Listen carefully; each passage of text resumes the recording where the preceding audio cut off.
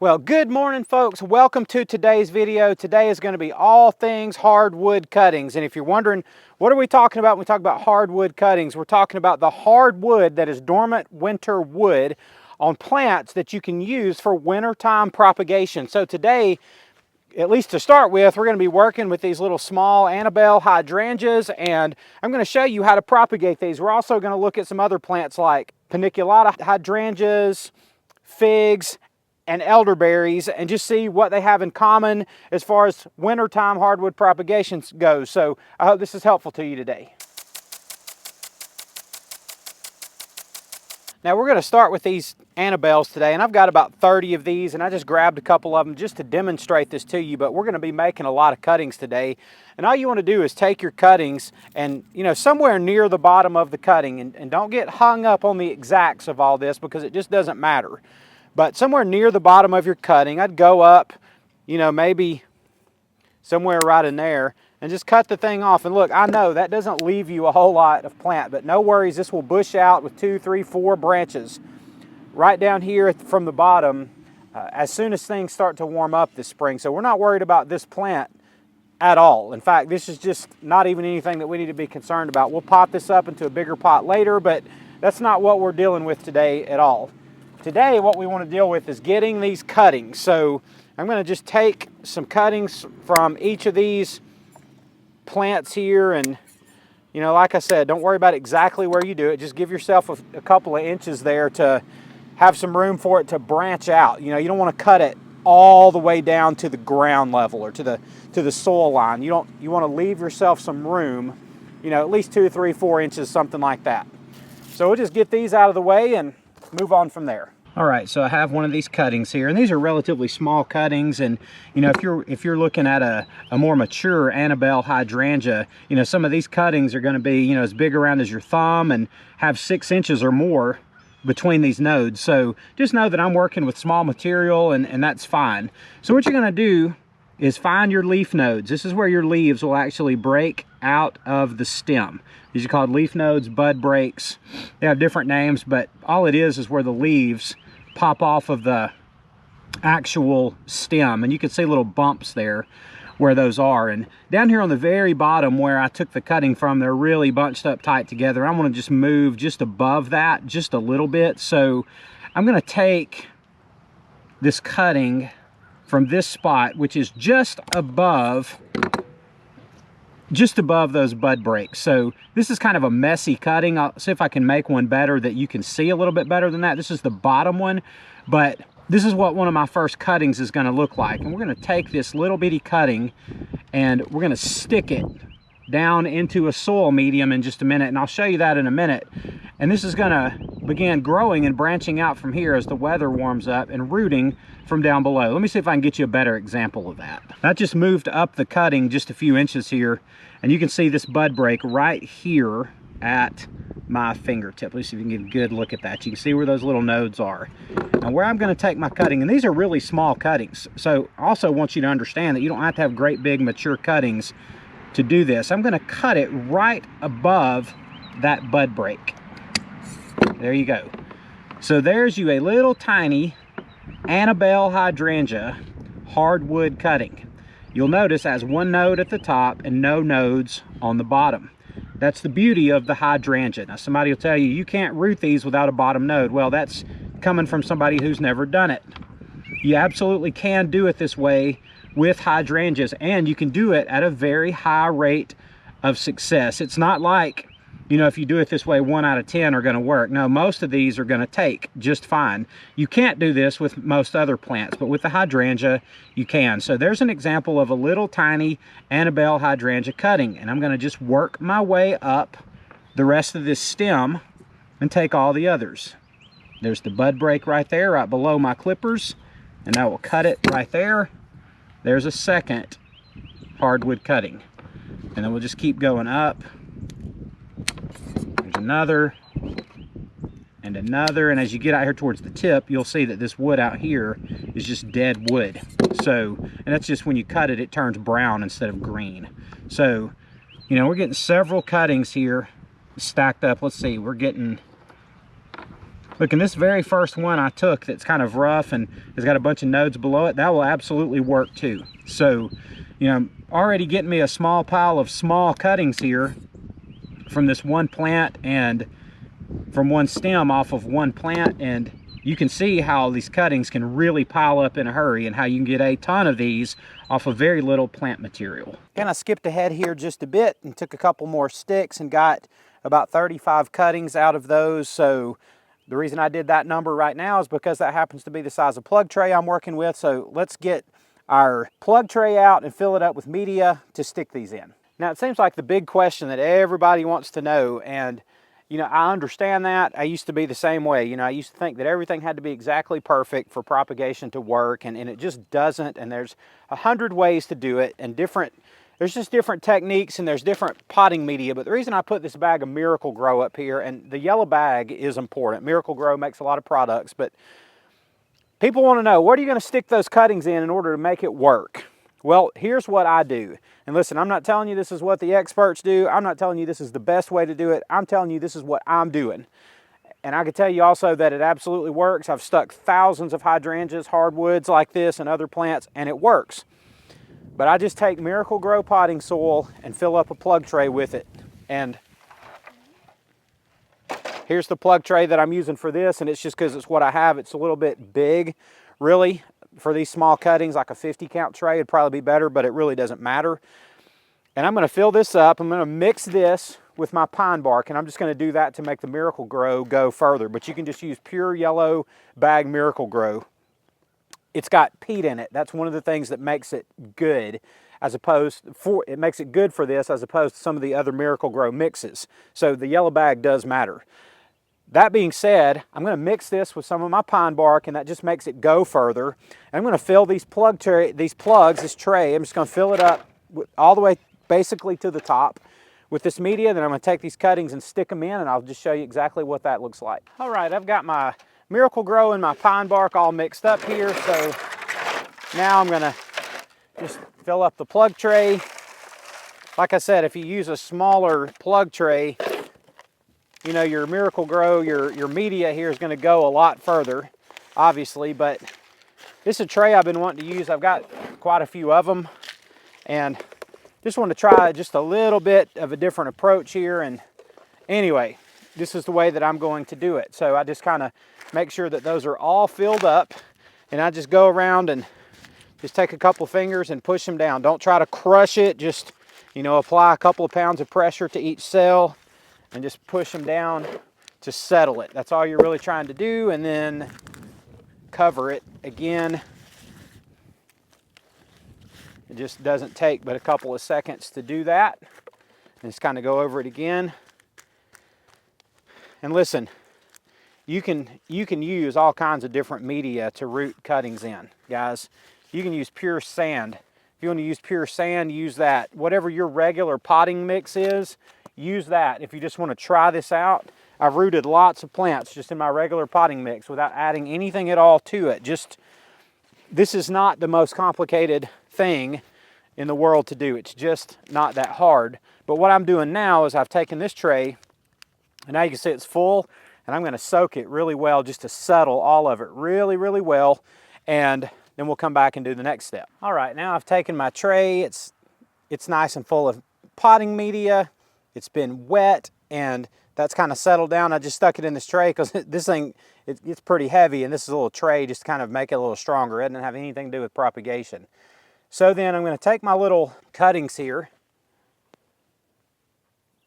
and just take these guys one at a time and just stick it down in the cell there to where that bud break, that node, is just, a half inch above the soil line or so. It doesn't matter exactly. Do not get out a tape measure and measure your cuttings and see if it's a 1/4 inch above the soil line or not.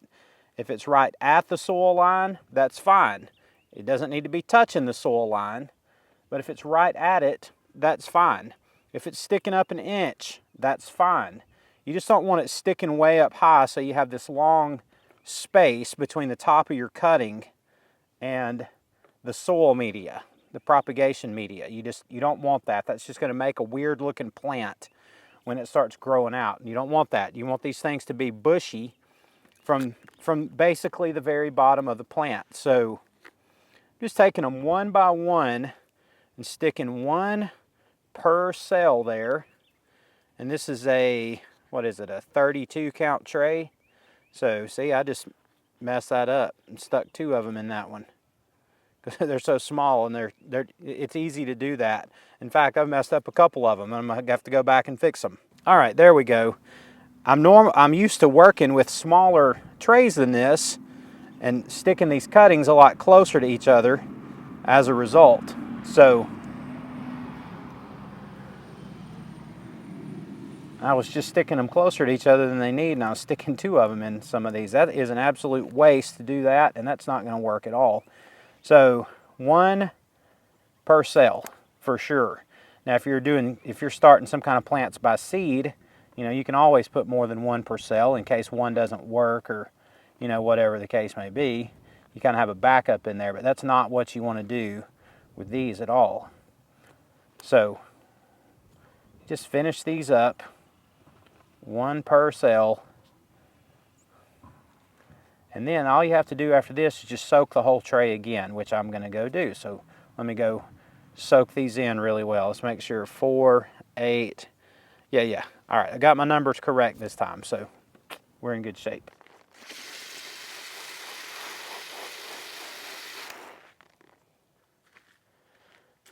Now I've got these completely watered in, and the hard part, I'm going to just sit them here and leave them alone. And this is the part that people seem to have a hard time understanding is, you know, I don't go put these in some kind of chamber, I don't cover them, I don't do anything to them at all.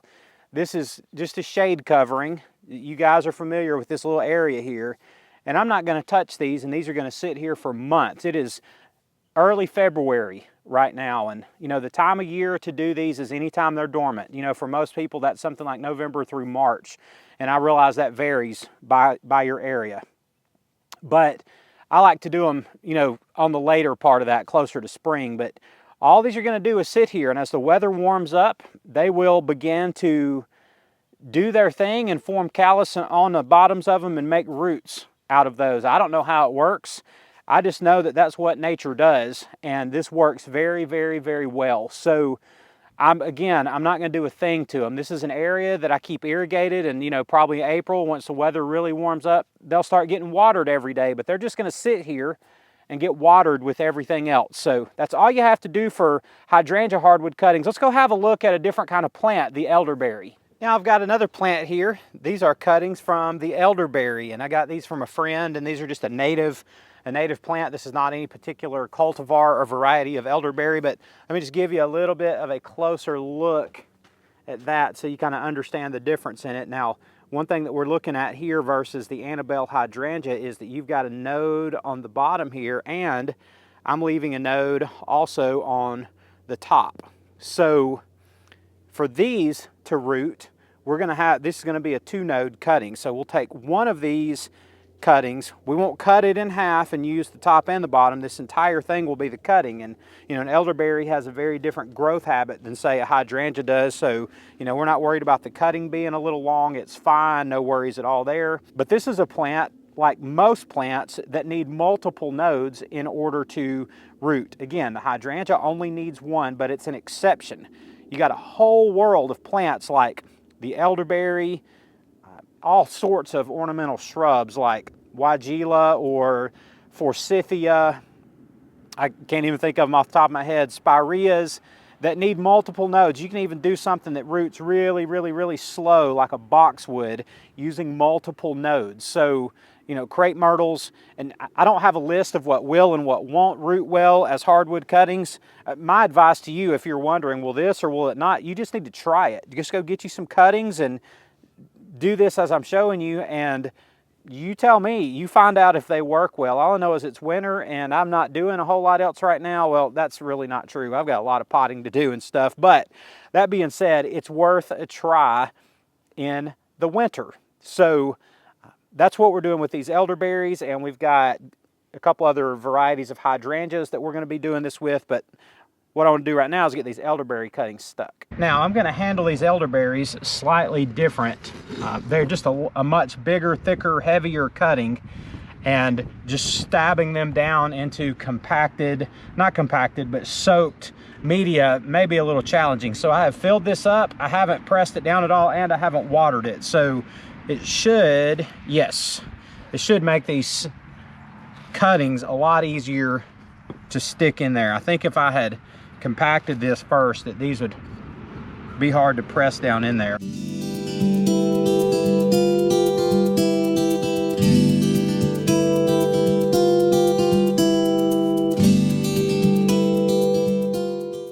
All right, now that the tray is filled up completely, I'm just gonna soak it in and now let all of that media settle down in there, and I think it'll do a little better with these. And now I've got a few fig cuttings. These are brown turkey figs, and these are going to be just like the elderberries in that they are multiple nodes. So you need a node below the soil and a node above the soil. It doesn't matter how long they are. That never matters in this, but I'm doing these the same way I did the elderberries. These are pretty big cuttings, so I've not compacted or settled really the media here in the tray just because the sticks are big, but we're going to go ahead and stick them in anyway.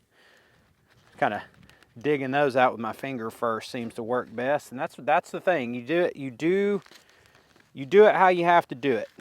You know, some of y'all probably don't want to get your hands as filthy as I get mine, and you know, you don't like playing in the dirt as much as I do, but you really like plants, and you can put some gloves on and keep your hands clean, and there's more than one way to do it. So what I want you guys to notice here is that the way that I'm sticking these cuttings, it's February. Once you get these things stuck, there's really no care to be taken to them at all. Yeah, you want to make sure they don't dry out, but in the winter, that's just really not an issue unless you go weeks without any rain or without any snow. If you're in a place where it snows, these things can sit outside and get buried in snow. They're fine. They can freeze hard. They're fine as long as they're hardy in your area.